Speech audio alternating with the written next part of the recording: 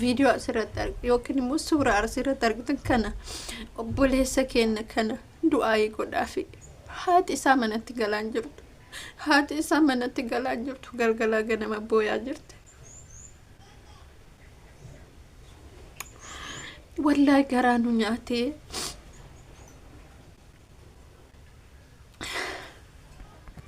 waan goonu dhabne rabbii keenya kadhannaa jira. Mee isinillee rabbii yookiin nama 5 keessa yookiin nama 100 keessa nama tokko dhaga'uu danda'a. Obboleessa keenya kanaaf du'aayi nu godhaa wanna takka wanni nuti dubbannu jiru. Du'aayi manuu kadhaafi rabbuma nuu kadhaafi haati isaa obboleeyyan isaa haati warraa isaa inkamaan jirti biyya namaa keessa jiraatullee nuti hangam taane isiin hangam akka taatu beeka.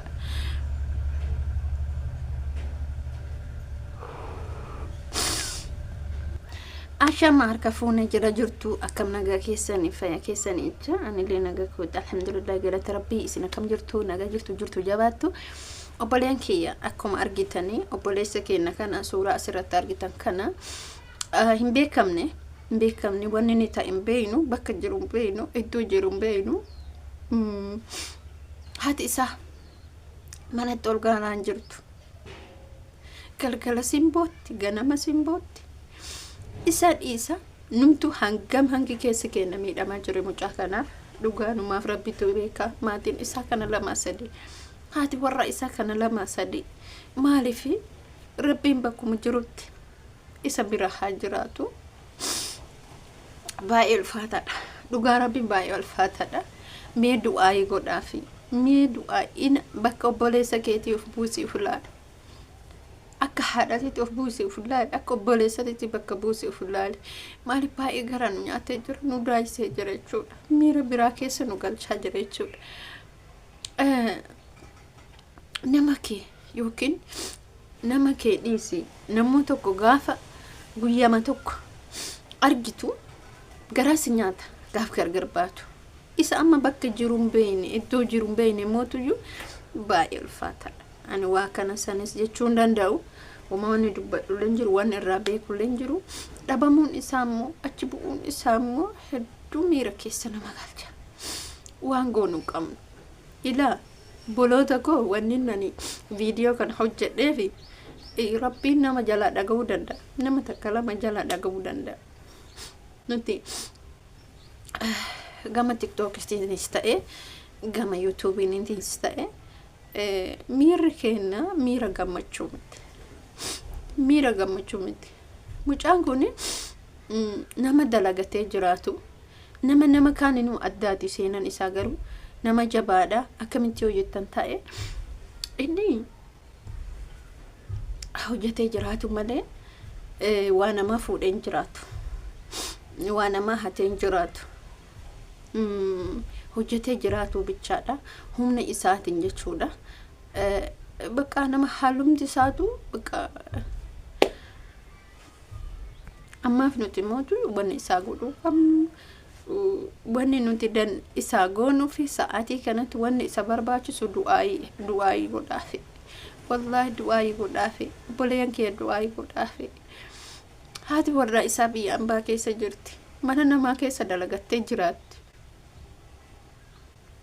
Namni gaafa wal biraa deemu jijjiiramneetiin wal jijjiirra jedhee wal biraa deemu malee jaalattee abbaa manaa ofii yookiin nama jaalate tokko gatee hin deemu abadan. Jijjiiramuufi mitiire jijjiiramuufi maaliif isii sunillee cinqamaan jirti. Mana isii jiraattee arafin jettu imaan isii kana nuti kan nuti haganaa keessi keenya gubataa jiru. Inni isheen jechuudha. Isheen kana 2-3 gubataa jirti mana namaa keessa teettee waan isii keessa jirtullee hin beeynu. Baay'ee ulfaataadha. Wallahi baay'ee ulfaataadha. Rabbiin kee isa bira haa jiraatu jedhamee du'aayi godhaafi. Boonnee waan takka fuunu garuu miirri nuti qabnu miirri nuti keessa jiru baay'ee ulfaata. Obboleessa keenya kana baay'ee ulfaata wallahi. Waan jennu dhabne waan dubbannu dhabne ana kamata kootti wallahi waan dubbadhu dhabe waanuma jedhu sin beeku jechuudha gaafan dhagee naasu addaatu natti dhagame maaliif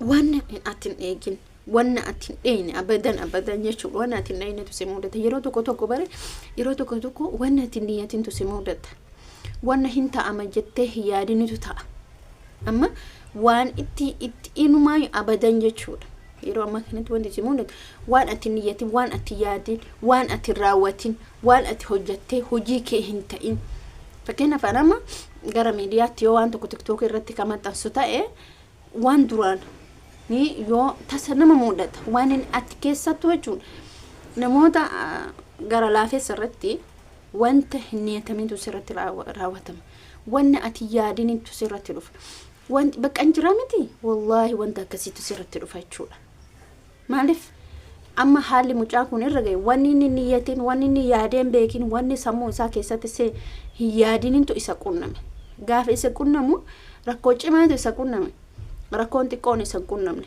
rakkoon xiqqoon achi buutifas buutee namaa jechuun bakka namni gaafa waan tokko dhagaye fakkeenyaaf injiraa miti waan dhageetti san itoobsitee caalifta raawwatame wanni sun jettee amata kuni garuu itti hagamaatitti amanuu dadhabne nuti eessa akka jiru bakka achi jiru hin beeknu manaa ba'ee bichaa beena garuu mee isin obboleeyyan kiyya duayima godhafi mee duayima kadhaafi rabbiin bakka jirutti dachiin irra jiru sun lafti inni jiru sun bakki inni jiru sun amaana isa habaattu jedha wanni biraa wanni nuti goonu takkallee hin jirtu olis laalee gadis laalee bitas laalee mirgas laalee wanni goonu hin jirtu rabbii keenya tokkicha rabbii keenya kan tokkichatti booda rabbii kana tokkicha isaa kadhaafi mucaan kuni mucaa daa'ima rabbuma kana kadhaafi wallahi namni rabbii isaatitti achi gore uma tokkoon ta'u bakkuma fedhallee haa jiraatu lafuma fedhallee haa jiraatu ila du'aayii keessa takka lama rabbiin nu jalaa dhaga'uu danda'a mucaa kana rabbii keessa kadhaa akka rabbiin bakka jiru sani isa furee haadha isaa ta'ala dhaabattee boottu tana gammachiisu haadha hin beekan haadha gaafa jennu haati gaaf ilmoon isii gabaa ba'u waan biraan isa gabaa gaafa ba'u ilmi kee humnaa galattee balbala dhaabattee ilmoo isii har'a hoo mucaan kun abbaa qabaate abbaan isa soqu waan boocise waa hedduun nama boocise otoo abbaa qabaate abbaan isaa gabbayeetiin iyya ilmoo keenyaaf soqaa jedha dubartiin hoo dubartiidha yoo waa biran jiraanne akkamitti isa soqan eenyu isa soqan wallahi waan baay'ee ulfaatu wallahi waan baay'ee ulfaatu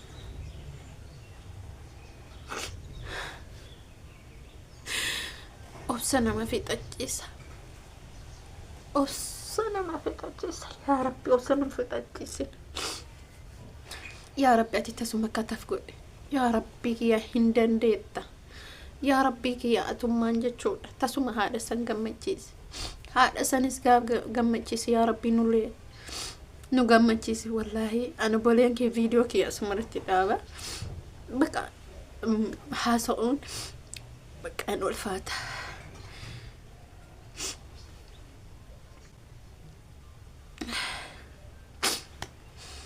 alhamdulillahi rabbil alamin du'aayima godhafi